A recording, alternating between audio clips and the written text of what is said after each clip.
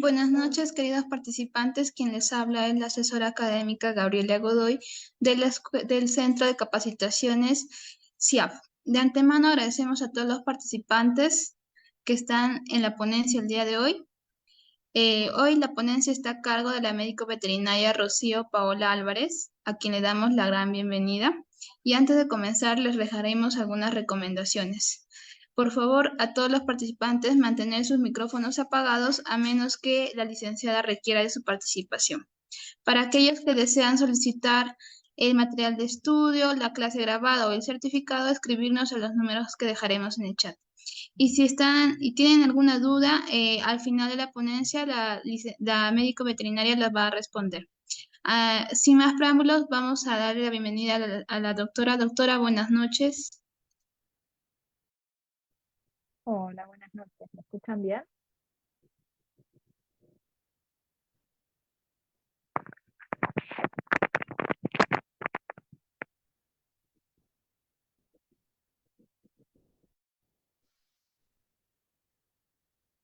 A ver, ahora me escuchan bien.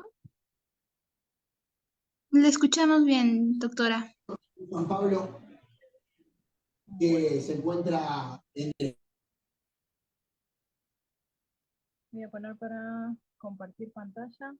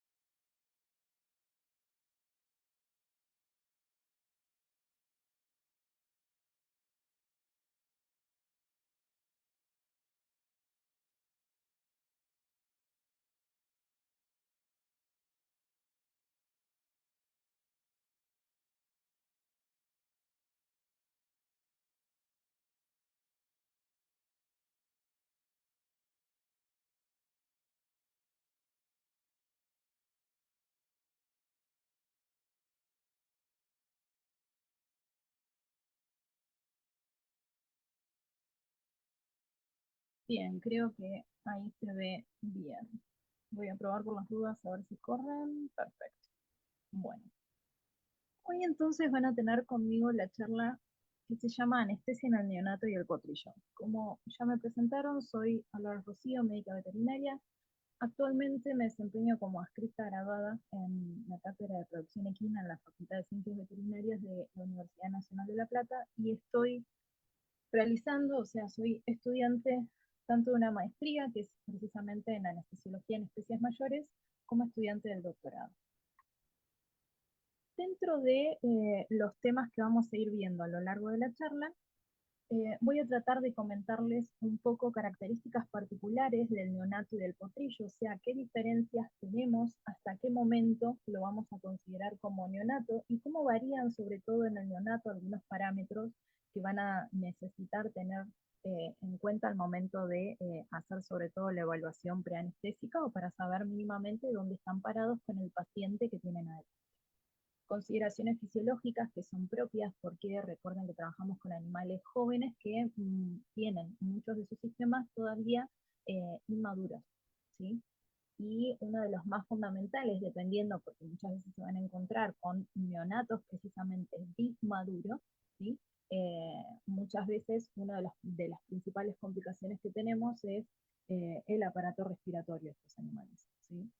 Farmacocinética, simplemente voy a hacer mención de un par de detalles que son importantes a la hora de elegir las drogas con las que vamos a trabajar.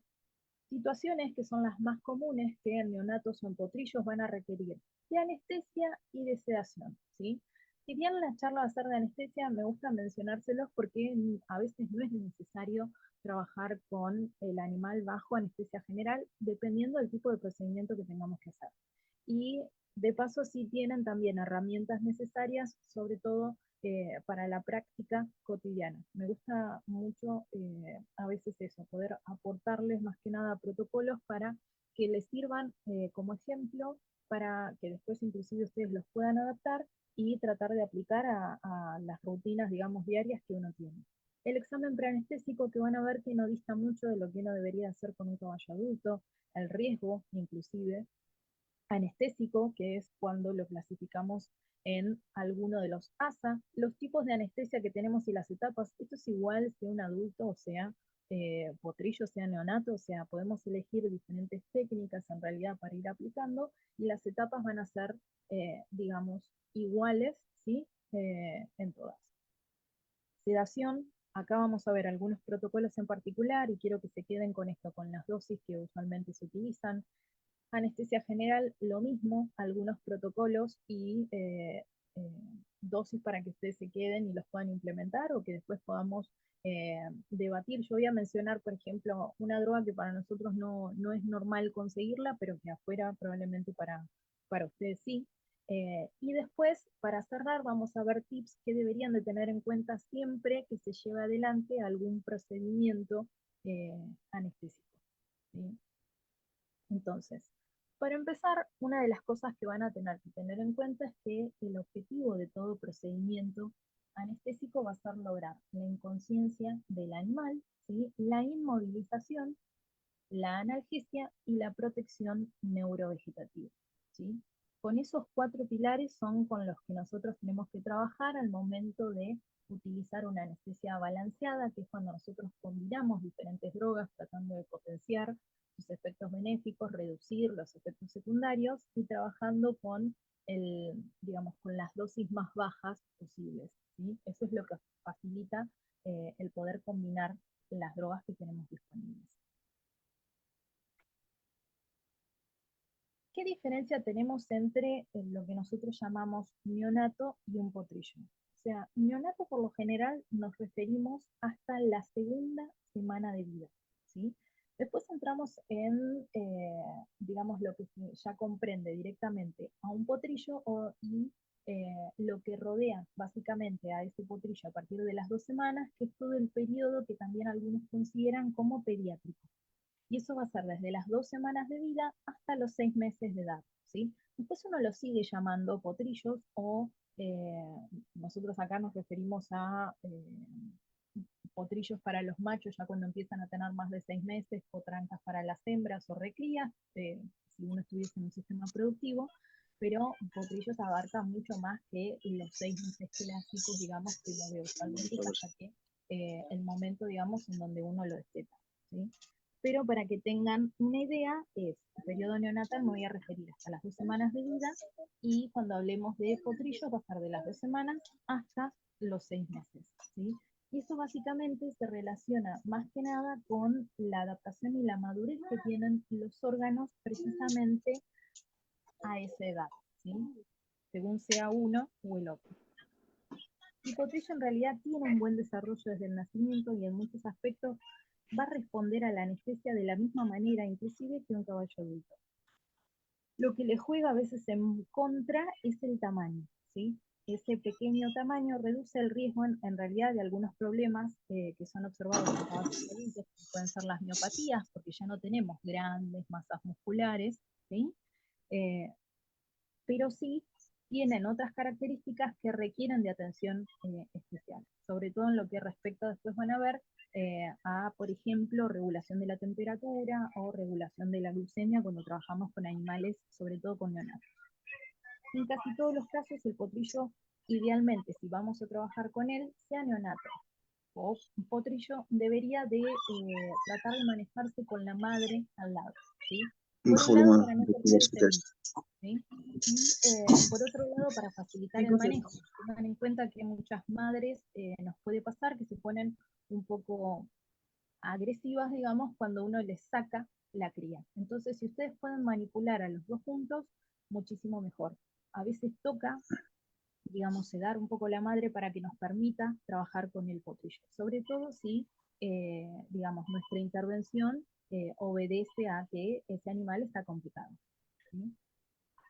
Respecto de la temperatura, acá en realidad lo que hago referencia es a que tienen una regulación térmica que se mantiene relativamente adecuada siempre y cuando el animal esté, digamos, consciente, o sea, pueda efectuar movimientos, pueda de ese modo generar calor, esté mamando correctamente, entonces obtiene un sustrato energético con el cual puede trabajar y desarrollar sus actividades. Pero la mayor parte de los anestésicos que nosotros vamos a estar utilizando van a deprimir precisamente la regulación térmica normal.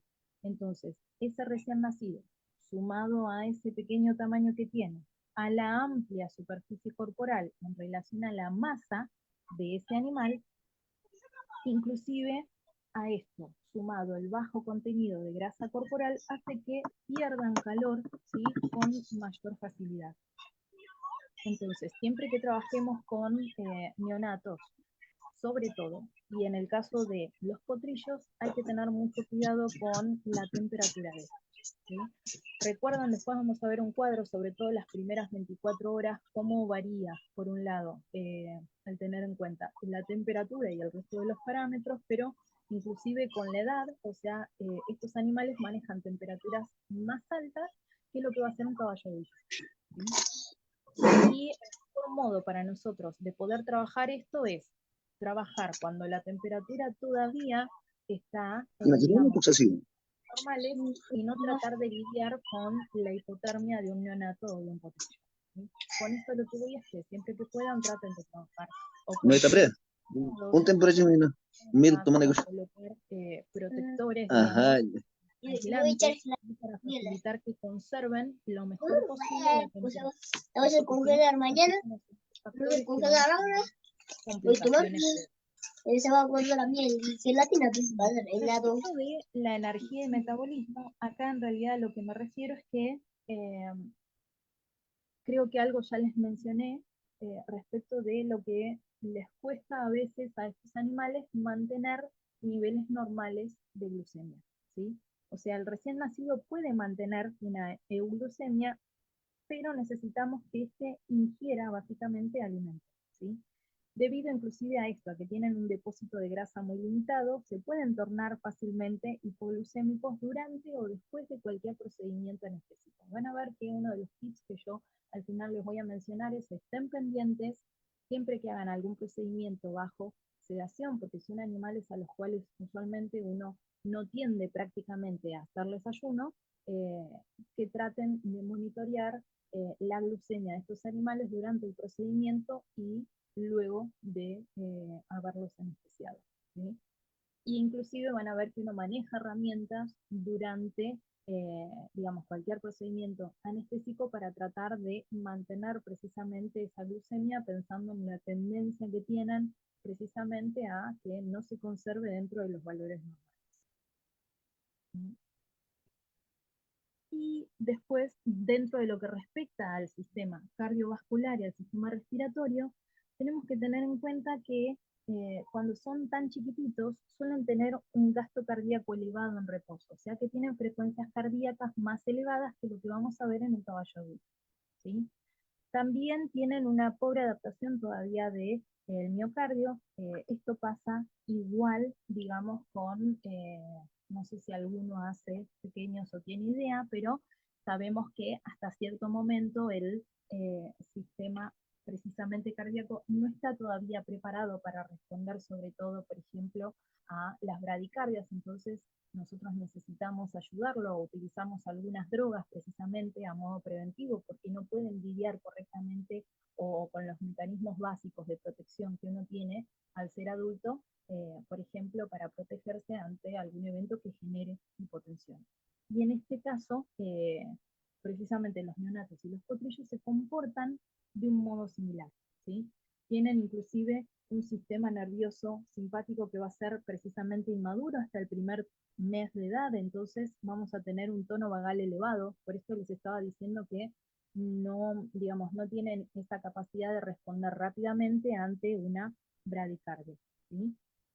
Y también tienden a tener una menor presión sanguínea. Entonces este es otro factor al que vamos a tener que tratar de estar atentos.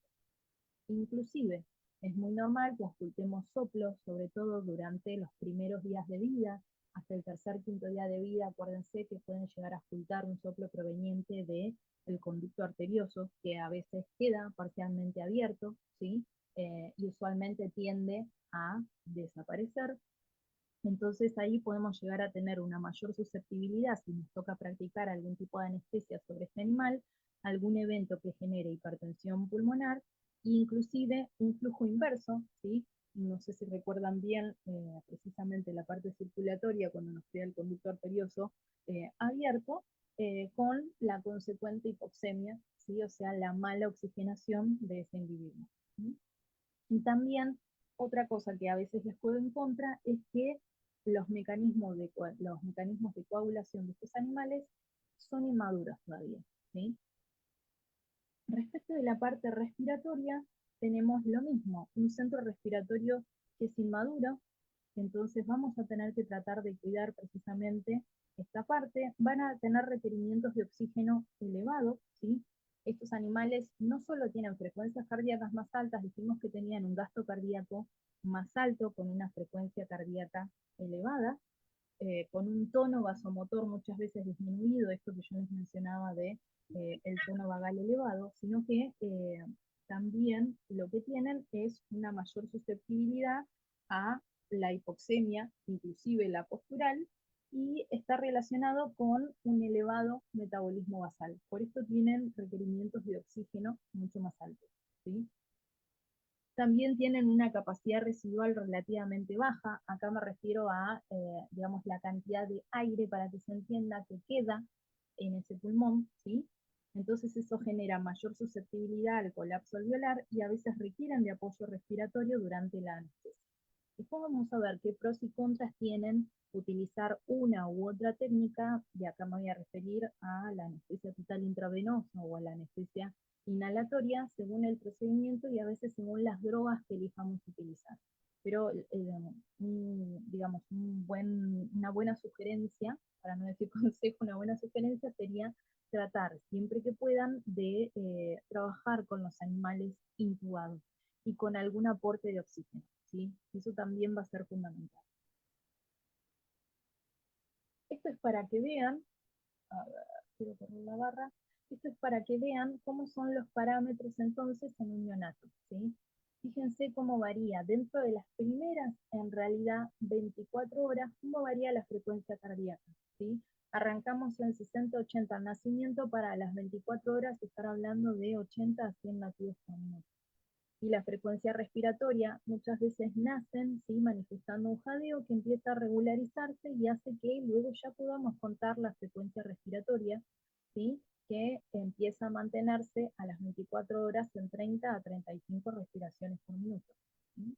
Y la temperatura rectal lo que tiene era esto que les decía, que es mucho más alta que en un adulto, ¿sí?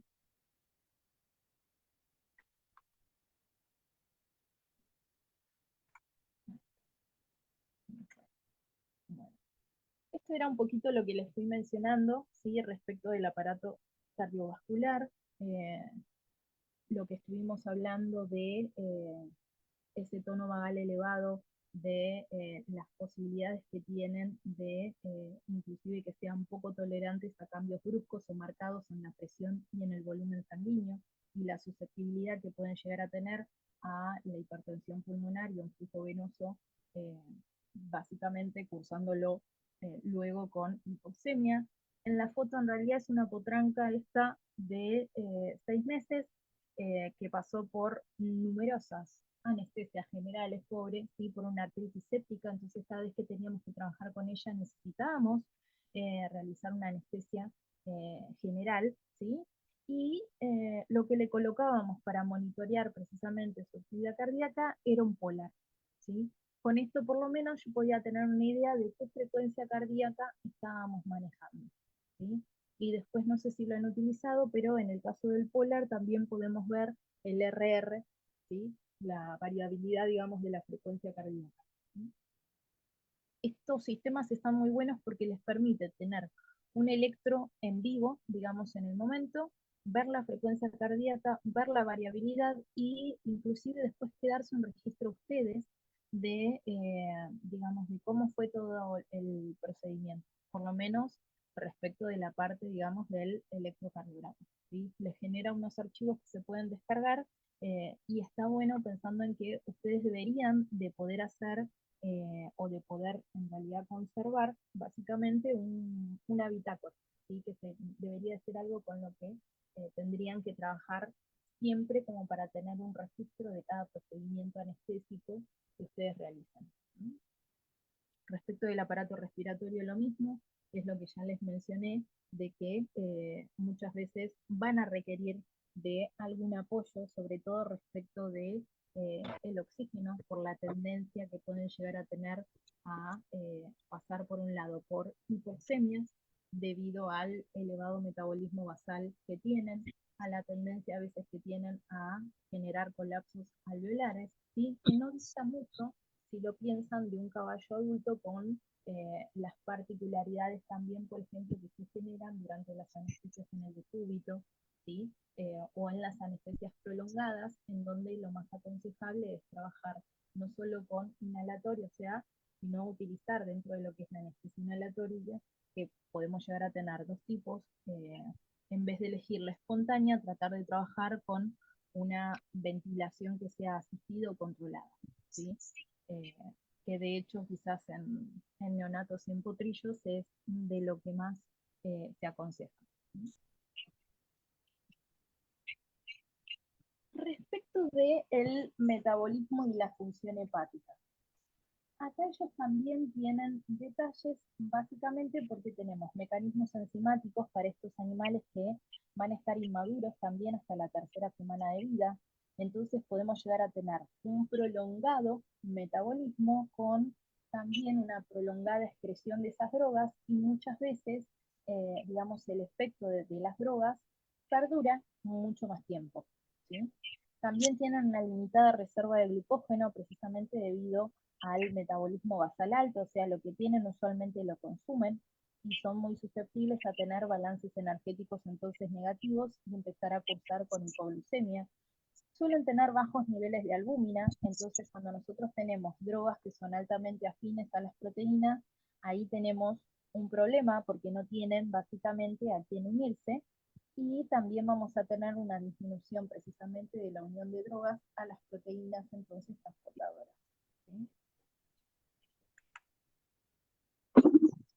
Respecto de la función renal, en realidad del sistema nervioso y de su termorregulación, ya algo mencionamos respecto de la parte de termorregulación, que tienen un sistema que es inmaduro, con una pobre masa muscular, esto también es importante, con una escasa cantidad de grasa subcutánea, y por lo tanto esto puede facilitar una mayor pérdida de energía y lo mismo, arrastrarnos hacia que cursen con hipoglucemia, ¿sí? Que como podrán ver es una de las complicaciones, digamos, más comunes que van a encontrar. Respecto de la función renal, acá lo que tenemos que tener en cuenta es que los requerimientos diarios de líquidos de estos animales son mayores al del adulto, ¿sí? O sea, hablamos a veces de 80 hasta 120 mililitros por kilo, en promedio nosotros los calculamos en 100 mililitros kilo, en un adulto estamos en 50 a 60 para un mantenimiento. Tienen mayor cantidad los neonatos, y digamos, los potrillos, mayor cantidad de líquido, ¿sí? Recuerden que tienen un gran porcentaje, sobre todo de agua, ¿sí? Dentro de lo que es la constitución del agua corporal, y son poco tolerantes a lo que es la sub y la sobrehidratación, ¿sí? Acá algo que los va a ayudar un montón va a ser el poder tratar de controlar precisamente la rehidratación, y tienen posibilidades de tener uno a través de un refractómetro, midiendo la densidad urinaria, para saber si estamos bien o si ese animal, por ejemplo, está deshidratado. O sea, para ver el efecto, muchas veces para evaluar la fluidoterapia que nosotros estamos haciendo más de una vez para tratar de estabilizar al paciente con el que estamos trabajando, lo hacemos observando la densidad. Más de 1020 ya implica que este animal está con, si la mantenemos alrededor de 1012, estamos dentro de los parámetros esperables. Y dentro del sistema nervioso, lo que les dije antes, tenemos un sistema nervioso simpático, sobre todo, que va a ser inmaduro, entonces tiene una tendencia a tener mayor inestabilidad hemodinámica. De hecho, las anestesias son mucho más cambiantes, ¿sí? Yo digo más movidas, pero por esto, se desestabilizan muy rápido, ¿sí? Y además tenemos una barrera, sobre todo hematoencefálica, que va a ser altamente permeable sobre todo durante el primer mes de vida de sus animales, ¿sí? Entonces también lo tienen que tener en cuenta para poder jugar con algunas drogas. Respecto de la farmacocinética, yo hoy les había mencionado que íbamos a hablar, aunque sea un poquitito respecto de este ítem, más que nada porque cuando trabajamos con lo que son neonatos o potrillos, tenemos equinos que son inmaduros y que aún no han podido desarrollar entonces los mecanismos que vimos antes de depuración hepática y renal de los fármacos, ¿sí? Lo que yo mencioné antes de que suelen tener una acción más prolongada de las drogas y el metabolismo usualmente, o sea, esa excreción renal inclusive y el metabolismo hepático se ve más prolongado incluso. Lo mismo, el bajo contenido de grasa corporal y albúminas plasmáticas muchas veces que son, digamos, en cantidad, en comparación a lo que va a ser en el adulto, que van a estar presentes en menor cantidad, también van a estar afectando a la farmacocinética porque algunas drogas actúan unidas a proteínas y otras no, ¿sí? Entonces esto puede hacer que requieran de dosis menores de fármacos que se fijen a proteínas, como barbitúricos, que en realidad hoy están en desuso, ¿sí? Y pueden ser muchas veces resistentes a agentes como la ketamina, que no se va a estar fijando a proteínas. Y esto hace que después cuando veamos los protocolos van a ver que las dosis de ketamina que les voy a sugerir son prácticamente las mismas que vamos a estar trabajando con caballos adultos, ¿sí? Los fármacos entonces también, que se tienden a redistribuir en el tejido adiposo, se depuren a través del hígado y el riñón, pueden llegar a tener entonces una acción que va a ser más prolongada. ¿Cuáles son las situaciones usualmente que tienden a requerir de anestesia o de sedación en los neonatos o en los potrillos? Acá nosotros lo podemos dividir en dos grupos. En procedimientos que podemos pensar que sean no invasivos, en donde usualmente lo que vamos a elegir es la sedación, ¿sí? O procedimientos invasivos en donde ya vamos a estar hablando de practicar una anestesia general, ¿sí? Usualmente porque son mucho más cruentos o dolorosos. En el caso de las sedaciones, las solemos utilizar para las colocaciones de catéteres, siempre y cuando el animal, digamos, no sea manejable, ¿sí? A veces aparecen neonatos y potrillos que se dejan manejar y no es necesario ni siquiera recurrir a una sedación. Pero tengan en cuenta que simplemente para colocar un catéter, ustedes van a tener que pelar la zona, hacer la asepsia correspondiente y que el animal se quede quietito un ratito para que ustedes puedan colocarlo y fijarlo, ¿sí?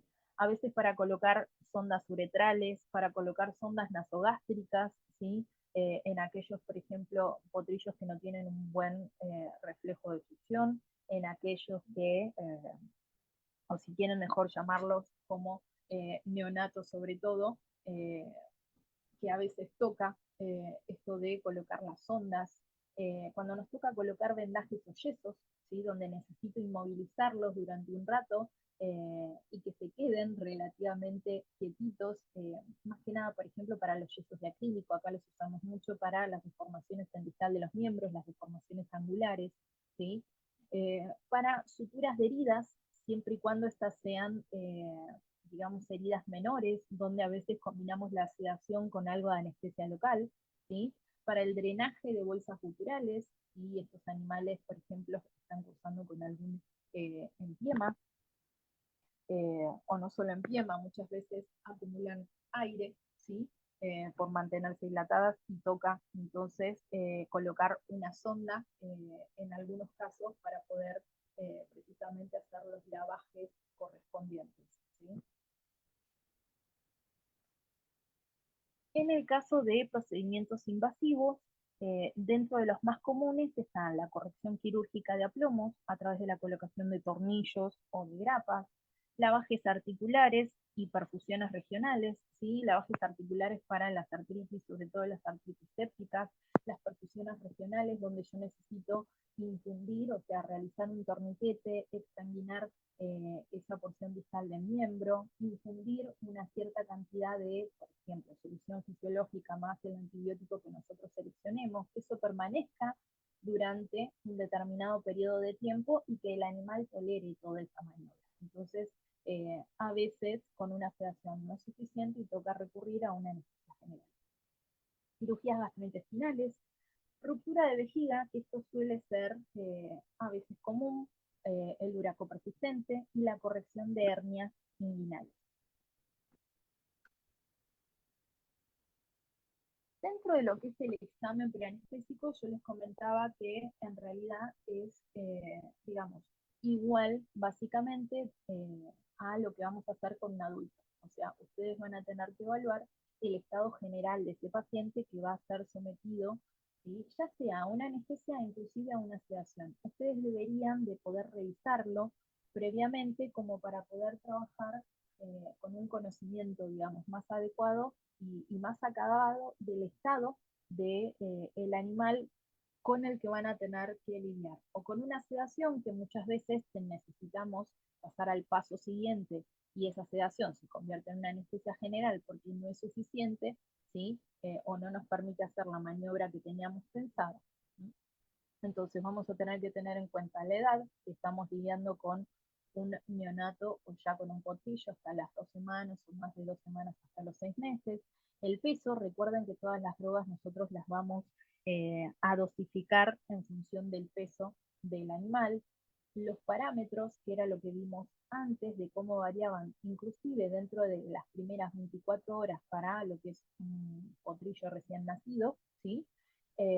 Y cómo se van a ir estabilizando en realidad conforme avancen los meses, pero son cosas que ustedes van a tener que inclusive ir manejando e ir registrando. Traten siempre que puedan de trabajar con una hoja, una bitácora de anestesia donde ustedes puedan registrar qué drogas son las que utilizaron, los parámetros de ese animal previo, el tiempo de llenado capilar, la frecuencia cardíaca, la respiratoria, la temperatura, si tuvieron posibilidades, hacer una mención, por ejemplo, previa de glucemia para saber dónde están, muchas veces de lactato, a veces tienen inclusive aparatos para hacer las bioquímicas secas que se llaman, si pueden hacer densidad urinaria, recuerden que ustedes muchas veces también van a tener que estabilizar al paciente que después van a anestesiar, ¿sí? Entonces tenemos que tratar que ingrese del mejor modo posible, ¿sí? Dentro de lo que es el riesgo anestésico, en realidad acá tengan en cuenta que la clasificación es la misma básicamente que usamos para los adultos. Nosotros vamos a ir desde un ASA 1 hasta un ASA 5, vamos a agregar la E cuando se trate de situaciones de emergencia, ¿sí? Pero en el ASA 1 nosotros hablamos de pacientes normales y saludables, ¿sí? Entonces, digamos, que no tengan ningún tipo de alteración o de enfermedad sistémica, por lo menos. Entonces, cuando tenemos reparaciones de heridas, suturas que son demasiado grandes y que para una sedación no son, digamos, viables porque el animal no lo tolera, quizás nos toque hacer alguna anestesia general para poder efectuarla de un modo más tranquilo.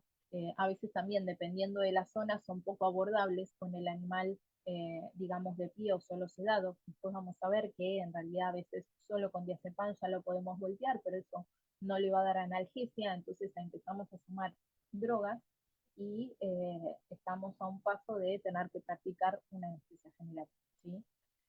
Una hernia umbilical no complicada, me refiero a sin adherencias, ¿sí?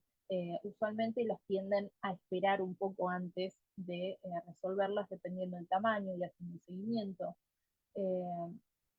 El ASA 2, cuando hablamos ya de pacientes con enfermedad sistémica leve, ¿sí? Que no tengan limitaciones, digamos, funcionales sustanciales, cuando están cursando a veces con una leve anemia. Un ASA 3 son ya pacientes con enfermedad sistémica severa. Acá podemos llegar a tener una o más enfermedades, ¿sí? Conviviendo, digamos, juntas. Un ASA 4 ya son pacientes con enfermedad sistémica severa y que amenazan en realidad la vida de este animal, y acá hablamos de accidentes intestinales cuando requieren de cirugía gastrointestinal, ruptura vesical, sepsis, ¿sí? Muchas veces esa ruptura vesical viene acompañada de sepsis y ahí se empiezan a sumar factores y yo voy a tener que estabilizar ese paciente antes de meterlo a cirugía, ¿sí?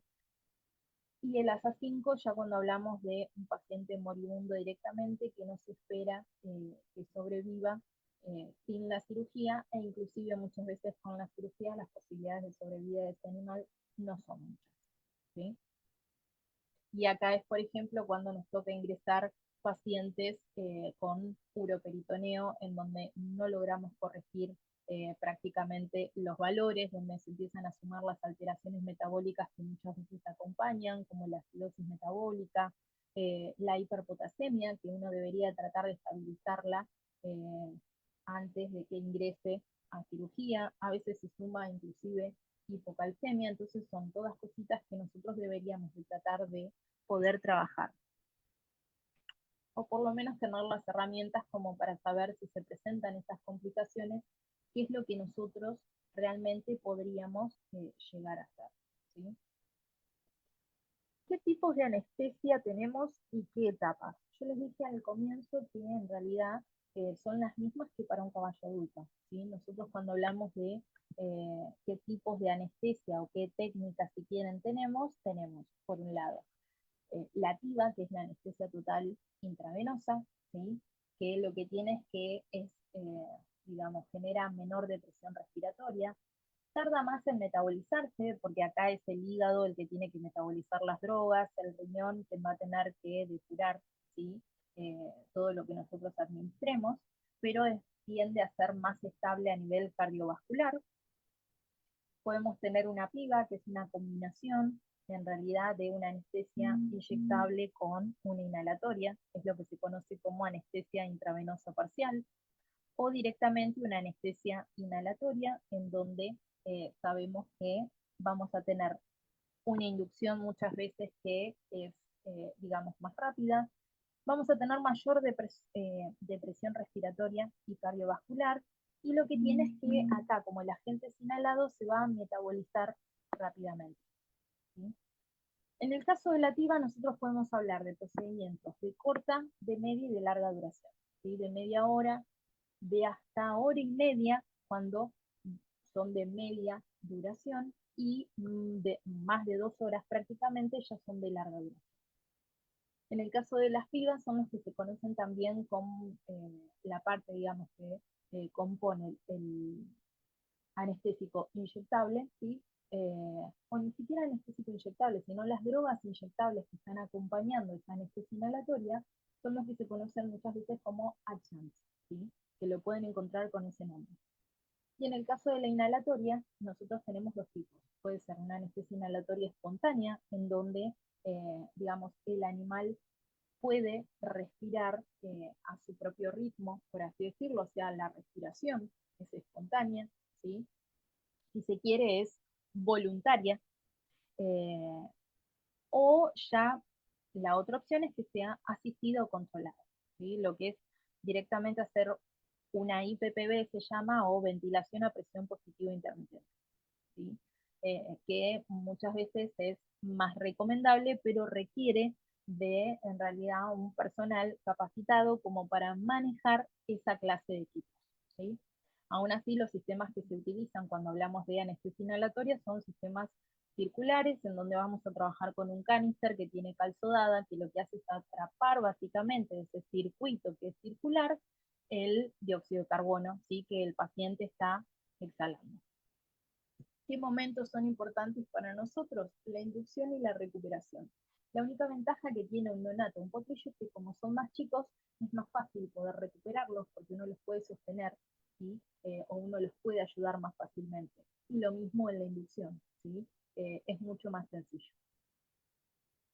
Respecto de las etapas, yo lo que les decía es que son igual en realidad que trabajar con un equino adulto, ¿sí? Entonces, nosotros vamos a tener tanto una premedicación, en donde usualmente en esta etapa lo que hacemos es tratar de aportar analgesia, ¿sí? Y solemos tranquilizar, en este caso al animal con el que vamos a trabajar.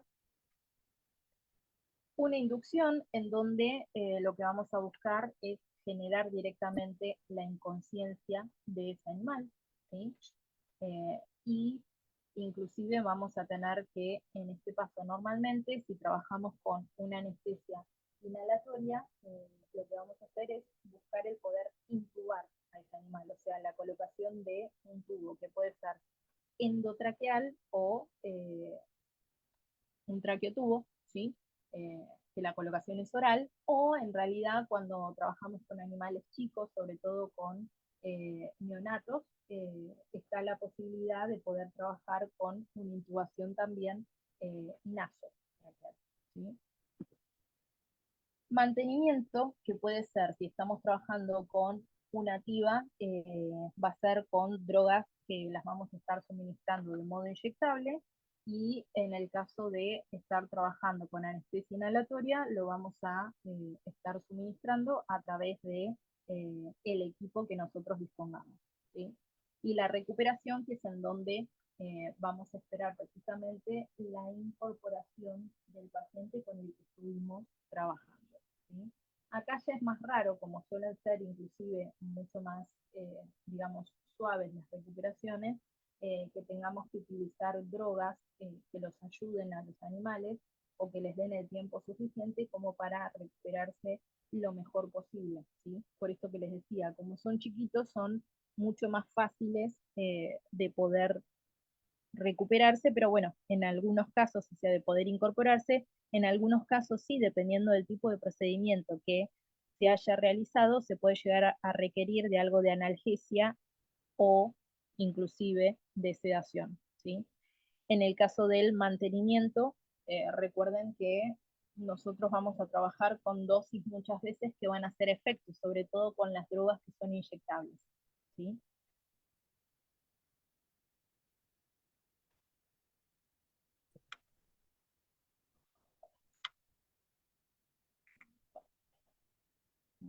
Esto era lo que les mencionaba de durante la inducción, nosotros lo que vamos a hacer es generar la inconsciencia para, en lo posible, sea que estén trabajando con una anestesia total intravenosa o con una anestesia directamente inhalatoria, lo ideal es que puedan trabajar con el animal intubado.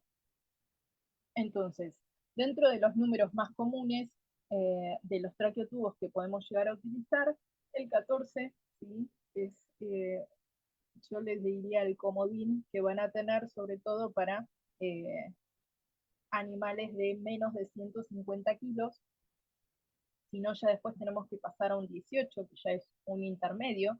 A veces depende mucho en realidad de las razas, teniendo en cuenta de qué peso puede llegar a alcanzar ese animal, recordando que tratamos de limitar nuestra descripción de potrillo hasta los 6 meses, ¿sí? Pero bueno, eso varía un montón según las razas que tengamos básicamente adelante. Pero mínimamente con los traqueotubos que deberían de poder contar es con un 14 a 18, como les digo, es un comodín interesante para poder trabajar con potris, ¿sí? Las pautas para incubar son igual que para un animal adulto, ¿sí? Va a ser más sencillo de lateral. Enjuaguen la boca, en realidad si son animales que están más cercanos a los 6 meses porque ya verdean, si no, no es tan, sinceramente, tan necesario. Alinear siempre cabeza con columna, con la cabeza bien extendida para tratar de conformar una línea, digamos, entre la extensión de la cabeza y el cuello. Tensar la lengua, lubricar el tubo, ¿sí? Para que se deslice más fácil, si no van a ver que cuesta un poquitito. Usar un abreboca, sobre todo para proteger el tubo, si bien son chiquititos, y si estamos hablando de neonatos, el riesgo de que rompan el tubo con, ya si tienen la apertura de los dientes, es, sinceramente, es muy bajo, ¿sí? Pero son su instrumental de trabajo, así que cuídenlo y trabajen siempre con abrebocas, que puede ser simplemente un trozo de PVC, ¿sí? Fíjense que acá hay un, digamos, un potrillo tradicional con una intubación de hecho orotraqueal, y este ya de potrillo no tiene nada, pero quería que vieran cómo es cuando usamos una intubación directamente que sea, digamos, nasotraqueal, ¿sí? Cualquiera de las dos, de hecho, es viable. Y lo que sí, siempre tienen que esperar ese ratito, una vez que ustedes suministran las drogas para generar la recumbencia de ese animal, no intuben inmediatamente porque no van a poder. Va a estar el reflejo de glutorio todavía activo, entonces traten de conectar al resto de los aparatos o algún otro como para hacer tiempo y ya a partir del minuto 20, minuto y medio, ya pueden intubar con facilidad. Usualmente pasa el traqueotubo derecho, ¿sí? Sean igualmente amables. Recuerden que pueden tener lesiones por el uso del traqueotubo. Muchas veces se llevan puesta digamos, el extremo, el vértice de la epiglotis y después tenemos lesiones en esa zona. O cuando insuflan los traqueotubos, también sean amables porque a veces, digamos, generan necrosis de la mucosa traqueal, lo cual también es importante porque no van a haber problemas hoy, sino que van a haber problemas dentro de unos días.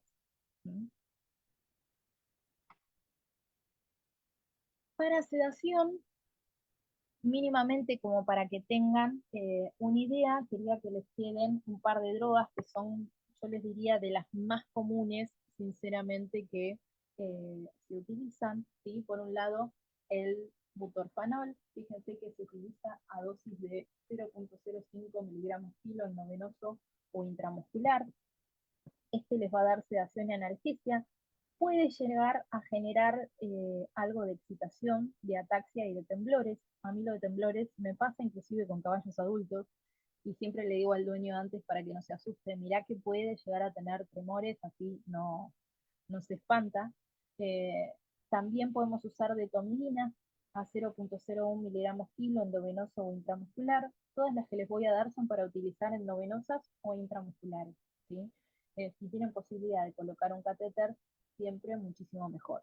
Con la asepsia que requiera, recuerden que estamos trabajando con individuos que tienen algunos de sus sistemas que todavía no están maduros y que son mucho más susceptibles a, digamos, a adquirir enfermedades, porque su sistema inmune, de hecho, va a ir madurando con el tiempo, ¿sí?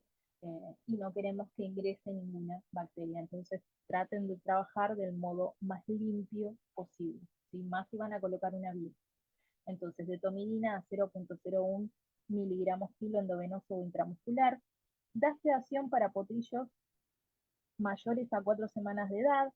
Es analgésico, puede dar algo de depresión cardiovascular y no, digamos, sería quizás el más recomendable si estamos trabajando con un animal comprometido, ¿sí? O sea que en donde el ASA empieza a incrementar. Si yo ya tengo un ASA 3 y capaz que no elijo utilizar detomidina precisamente, ¿sí? Diazepam y midazolam, estos son de la misma familia, son benzodiazepinas, fíjense que la dosis es la misma.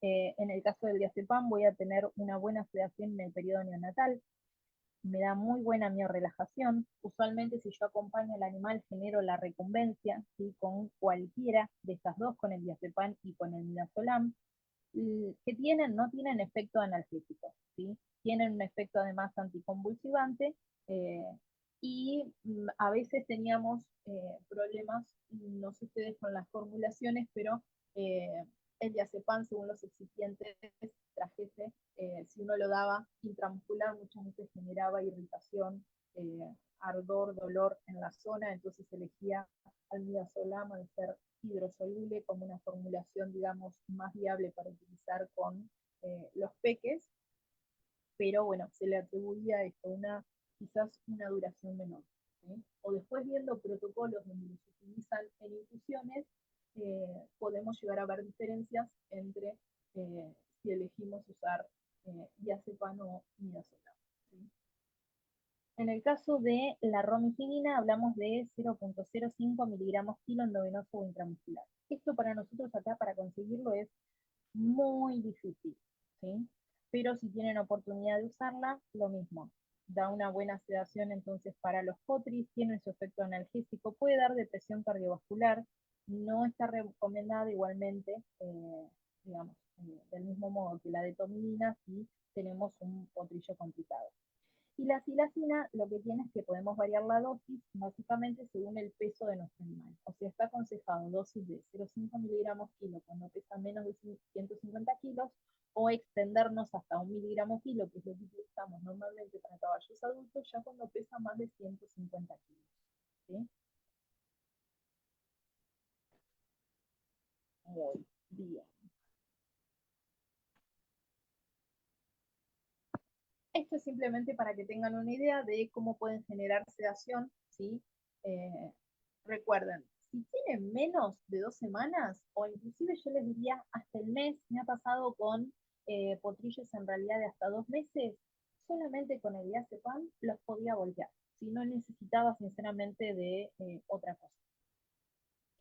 Pero si vamos a hacer alguna maniobra que genere dolor, quizás tengan que complementar. Entonces ahí podrían trabajar con butorfanol, ¿sí?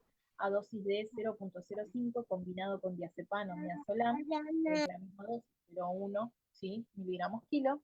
Y ya para potris que sean mayores a 4 semanas, podemos empezar a incluir, si no, la silacina, ¿sí? Y ahí podemos usar silacina, butorfanol. Butorfanol va a ser la misma dosis, a 0,05. Recuerden lo de la sila, ponemos la dosis de 0,5 porque si bien van a ser mayores a 4 semanas, probablemente estén pesando menos de 150 kilos. Si no, podemos pasar a ya la otra versión de miligramos si pesan más de esto, ¿sí? Y la otra combinación sería utilizar silacina con diazepam, ¿sí? Esto siempre y cuando sean procedimientos cortos y no demasiado dolorosos. Aunque ustedes puedan combinar con algo de anestesia local, probablemente no tengan entonces inconvenientes, ¿sí? Algo que van a tener que tener en cuenta si realizan anestesias es el monitoreo. Y acá lo único que les voy a hacer hincapié va a ser precisamente en los reflejos oculares, ¿sí? Que cambian rápidamente y que como nosotros durante el mantenimiento de cualquier procedimiento anestésico vamos a estar trabajando con dosis muchas veces a efectos, sea de agentes inhalados o de agentes inyectables, van a tener que estar muy pendientes de cómo está el reflejo palpebral y el reflejo corneal, ¿sí? Y la posición, básicamente, de la pupila, posición y tamaño, ¿sí? Fíjense que si está, para que tengan una idea, les aclaro, lo ideal es trabajar entre el plano, yo les diría, el plano 3, ya un medio profundo, el plano 3, 3, ¿sí? Fíjense que yo justo al 3 se los divido, ¿sí? Del 1 al 4, ¿sí? Por eso digo directamente el plano 3. Y en algunos casos, o sea, nos puede pasar que estemos lidiando todo el tiempo con que se nos va al plano 2 o plano 4, ¿sí? Dentro de los estadios, el tercer estadio ideal, el plano 3, que sería el medio profundo, y fluctuar entre el plano 2 y el plano 4 con mucho cuidado, ¿sí? A ver si me lo reproduce.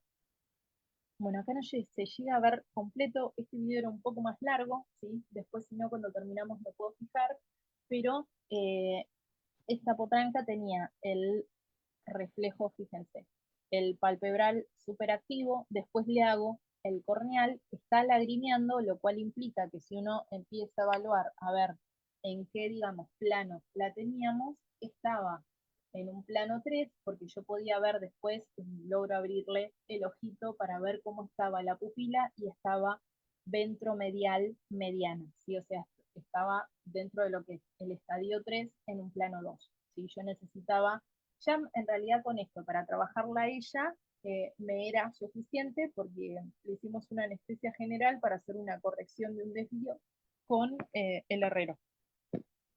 Pero no era algo que infringiera demasiado dolor, pero no aceptaba, digamos, que le tocáramos ya directamente la mano donde teníamos que trabajar, ¿sí? Había pasado por una artritis séptica, esa mano estaba prácticamente con una angulación de 90 grados, eso se corrigió bajo anestesia general y después siguió recibiendo tratamientos sucesivos y para el trabajo con el herrero y las colocaciones, digamos, de algunas extensiones y demás, nos tocaba hacer anestesias generales y muchas veces contenerla en el plano 2 dentro del estadio 3 nos era suficiente como para que pudiese por lo menos trabajar, porque bajo sedación no había.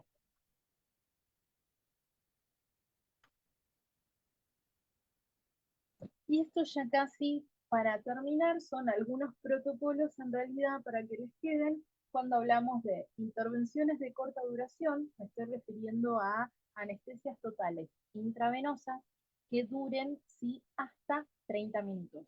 De 30 a 90 minutos ya decíamos, bueno, duración media, ¿sí? Y casi que de 90 a 2 horas ya es una cirugía de durada larga, ¿sí? Una anestesia larga. Entonces, fíjense que todas comparten la premedicación de silacina a 0,5 miligramos kilo endovenoso. Recuerden siempre graduarla en función del peso, ¿sí? O sea, cargar lo que corresponde al peso, digamos, del animal. Si no, se van a encontrar con problemas en donde los protocolos que ustedes aplican no funcionan, ¿sí? Eh, pero ya partimos mal de la base, así que estamos calculando mal cuánto pesa.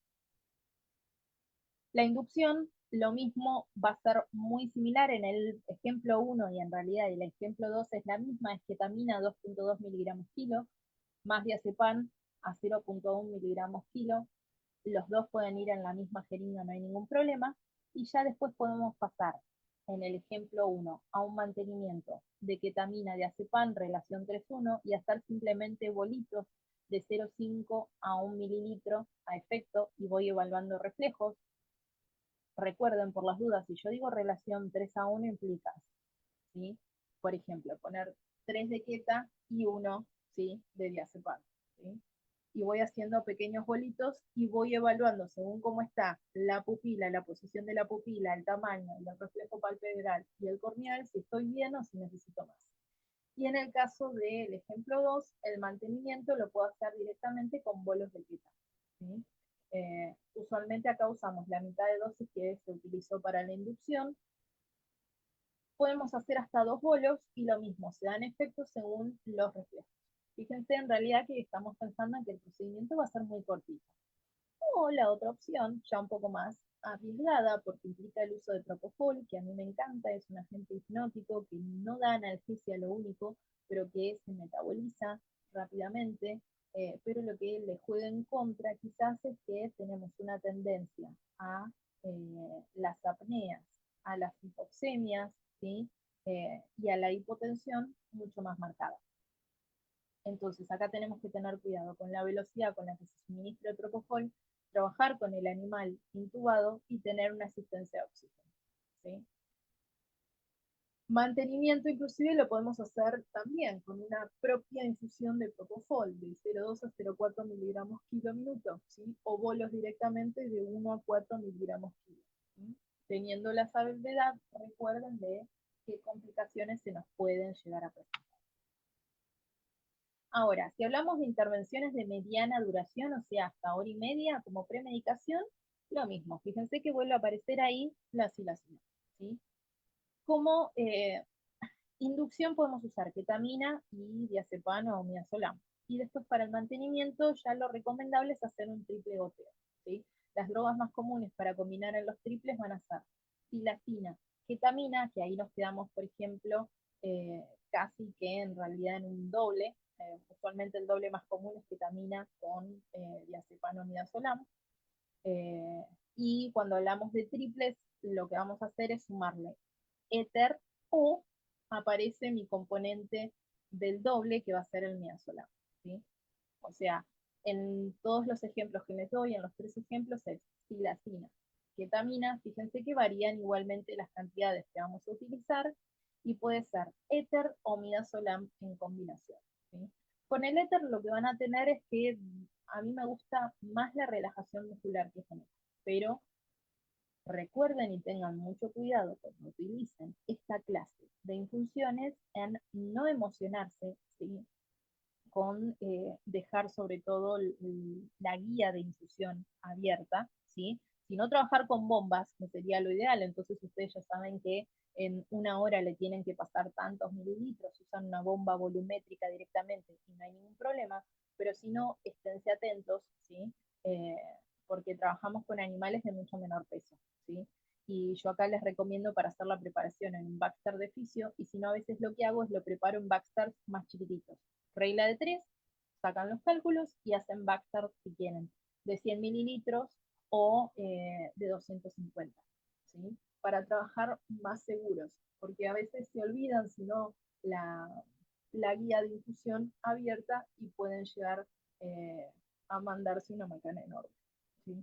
Sobre todo con el éter, que podemos llegar hasta la parálisis diafragmática, ¿sí? Entonces tenganlo en cuenta. Y el efecto de acúmulo que tiene, estamos trabajando también con animales que tienen poco peso en relación a lo que va a ser un adulto, ¿sí? Entonces tengan cuidado.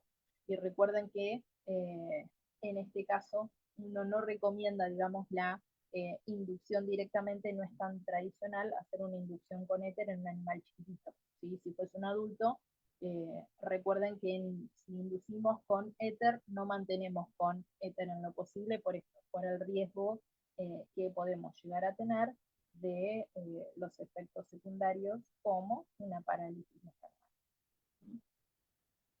Intervenciones de larga duración. Fíjense que la inducción acá, la premedicación es silacina, ¿sí? Pero la inducción la vamos a trabajar, puede ser con propofol, endovenoso lento, traten de tener esto, soporte de oxígeno, básicamente, porque acá lo recomendable, si va a ser de larga duración en realidad, es trabajar con anestesia inhalatoria, ¿sí? Con isoflurano o sevoflurano, con alguno de estos dos.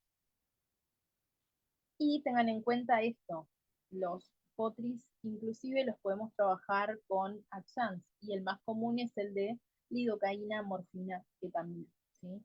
Lo mismo, si tienen la posibilidad, lo que hacen con esto es reducir la cantidad de anestésico inhalado, que sabemos que tienen una tendencia a ser mayores depresores respiratorios y cardiovasculares, entonces al trabajar con un menor volumen de un anestésico inhalado, y hacer un soporte, inclusive con un adjunct, muchas veces eso mejora la calidad, digamos, de la anestesia que vamos a estar brindando, y no nos olvidemos desde ya de hacer todo el monitoreo intraquirúrgico correspondiente para saber si necesitamos el soporte en realidad de alguna otra droga.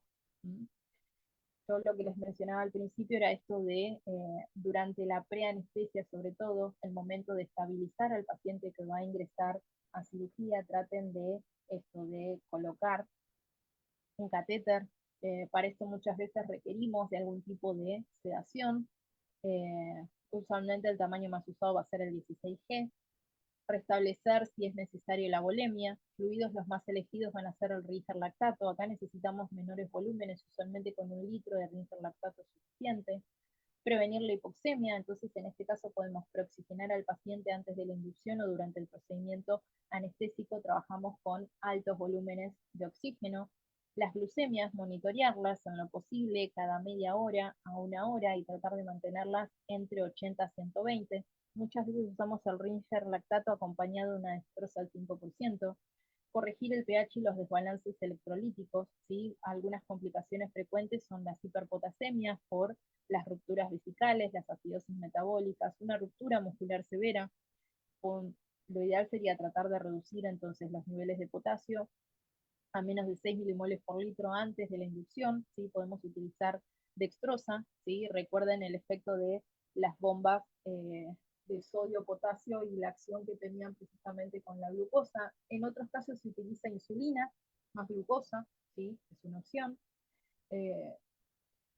Y el trabajo también, porque a veces puede llegar a aparecer hipocalcemias, el trabajo con gluconato de calcio. Si bien en algunas formulaciones, en sachet o en ampollas, que deberíamos mínimamente detener por las dudas. Como consideraciones finales, acuérdense siempre que son sumamente dinámicas las anestesias cuando trabajamos con animales que son pequeños, ¿sí? Tienen esa presión arterial que es cardíaco dependiente, o sea, traten de mantener frecuencias cardíacas lo más normales posibles por esta, digamos, inmadurez que tienen respecto de su sistema nervioso simpático. Tienen un menor volumen de reposición, por esto muchas veces con 1 litro simplemente de rinser lactato podemos restablecer la volemia de ese animal. La recuperación es más sencilla porque tienen menor tamaño y les podemos ayudar, ¿sí? Entonces suele ser más fácil. Trabajar siempre con el animal sondeado, ¿sí? Monitorear la glucemia, lo que dijimos antes, monitorear la presión arterial para tratar de evitar la hipotensión, reducir la cantidad de gas inhalado, lo mismo, nos va a ayudar a mantener una mejor presión sanguínea, El uso de dobutamina y esta droga vasopresora también nos va a ayudar a mantener la presión arterial en los casos que sea necesario. A veces antes de esto podemos recurrir a aumentar el volumen circulante, que es básicamente usar los fluidos endovenosos, o como son animales chicos es más viable muchas veces el uso de coloides o plasma, que se torna bastante caro, digamos, cuando trabajamos con animales adultos. Y lo que les mencioné respecto de la termorregulación, tratar de trabajar siempre con fluidos que estén tibios, con mantas térmicas, evitar los cortes excesivos de pelo, si es necesario, pero traten de cuidar lo más posible la temperatura de ese animal, ya que tienen mecanismos de termorregulación que van a ser deficientes. Si se empieza a combinar eso con un descenso de la presión sanguínea y con hipoglucemia, vamos a estar complicados. Muy bien. Cualquier cosa les dejo, ¿sí? Mis mails de contacto y las redes sociales. Me pueden escribir sin ningún tipo de problema. A veces me consultan o por protocolos o por cosas que han probado o por artículos, ¿sí? Que les puedo ofrecer variedad de lo que sea en relación a anestesia, por lo menos de equinos, ¿sí? Así que en lo que los pueda ayudar, colaborar, intercambiar opiniones, lo que sea, por mí, encantada. Muy bien.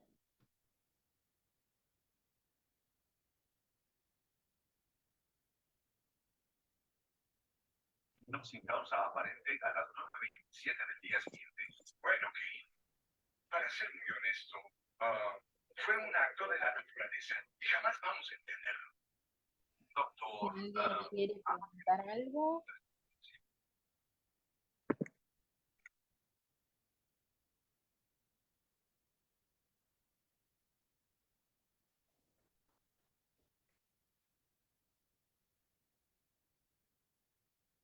si lo quieren escribir, si no en el chat.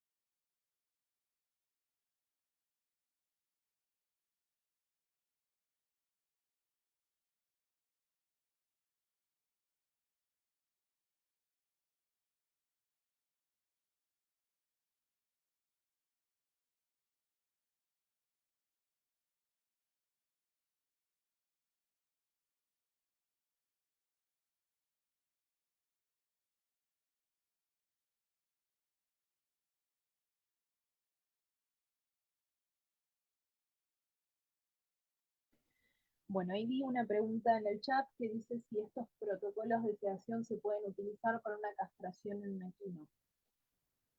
A ver, en realidad, sinceramente, a mí no me gusta. Eh, para una maniobra como la castración. Acá en realidad entra quizás más en juego la opinión, si se quiere, de cada uno, pero a mí cuando me toca castrar, de hecho, me gusta hacer una anestesia general o hacer una sedación en pie. Hay cirujanos que les gusta trabajar con la técnica de cielo cerrado y con el animal en pie. Eh, y ahí evaluamos si eso es viable, o sea, si están las condiciones, digamos, disponibles. Y en todo caso, bueno, ahí sí podríamos llegar a elegir quizás hacer una sedación en pie, pero no solamente con la combinación de estas drogas, ¿sí? Vas a necesitar probablemente algo más y las dosis te van a variar básicamente por la edad, ¿sí? Salvo que te estés refiriendo, pero es, no sé, hacer algo en un animal un poco más chico, o sea, hasta los 6 meses, pero ahí va a estar sinceramente difícil. Con el butorfanol algo de analgesia vas a tener, eh, pero no estaríamos hablando, digamos, de una castración por la edad, por un lado, eh, y porque ya es como un poquitín, digamos, más cruento, depende de lo que quieras hacer, ¿sí? Eh, si se te ocurre esto, que querés hacer alguna, digamos, sedación en estación, inclusive sedaciones leves, empezamos a combinar más drogas, o usamos, por ejemplo, silacina pero yo te estoy hablando para caballos más grandes, ¿sí? De más edad y de más peso, te diría. Ya combinamos silacina, a veces, dependiendo lo que tengamos que hacer y si es macho o hembra, elijo usar acedán. Eh, Cada tanto puede aparecer una parálisis del retractor del pene y ahí estaríamos en graves problemas. La verdad es que no lo he tenido y siempre uso lo que sí, la dosis mínima, mínima, mínima cuando elijo trabajar con acedán, ¿sí? Y, por ejemplo, se puede hacer silacina, cepromacina, medetomidina. Eh, También, quizás, si querés, para hacer alguna sedación moderada, profunda, pero estoy hablando de animales más grandes, ¿sí? Usar directamente medetomidina, y ya después tenemos que pasar a hacer algún protocolo para infusión, si querés hacer algún procedimiento en estación, ¿sí? Que ahí implica, dentro de lo que son las etapas de la anestesia, hacer una premedicación y hacer un mantenimiento igual, ¿sí? No tenés la fase de la inducción que va a ser ese decúbito, pero sí le vas a dar a ese animal analgesia, lo vas a sedar, y yo necesito que esa sedación se prolongue lo más posible, o todo lo que necesitemos en el tiempo. Entonces hablamos de premedicación y mantenimiento, ¿sí? Y ahí puedes trabajar, por ejemplo, silacina butorfanol y un mantenimiento con bolos, por ejemplo, de tomilina, o si tenés la posibilidad de usar bombas, lo mismo, podrías graduarlo con bombas y ya te olvidás quizás de estar controlando el tema de los bolos. Y es una opción, la verdad, que está buena, ¿sí? O a veces prepararte un sachet y, y elegir otras combinaciones. Eh, Puedes hacer una infusión continua, de hecho, con la misma detomidina en vez de usarla en bolos, ¿sí? Y ahí quizás usar directamente en la premedicación detomidina, o sea, hacer la dosis de carga si querés, combinarlo con morfina o con butorfanol y hacer el mantenimiento eh, con una infusión de detomidina, ¿sí? Pero ahí ya nos salimos, digamos, de lo que son potrillos por lo menos hasta los 6 meses. Estoy hablando más de un caballo adulto, ¿sí? Que ahí tenemos más combinaciones posibles muchas veces para esto, para el trabajo, sobre todo a campo. No sé si te ayudé con lo que dije.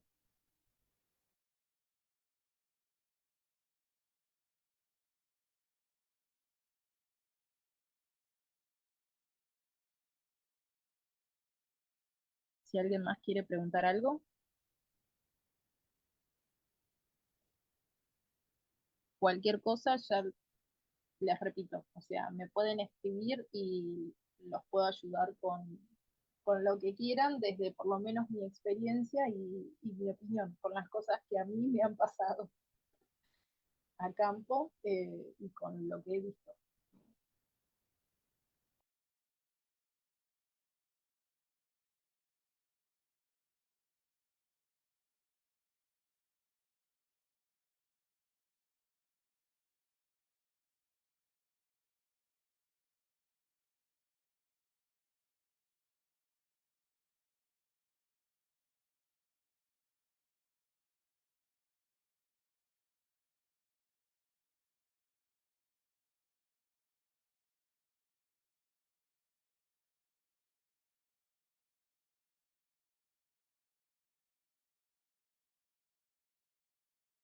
¿Alguien más quiere preguntar algo?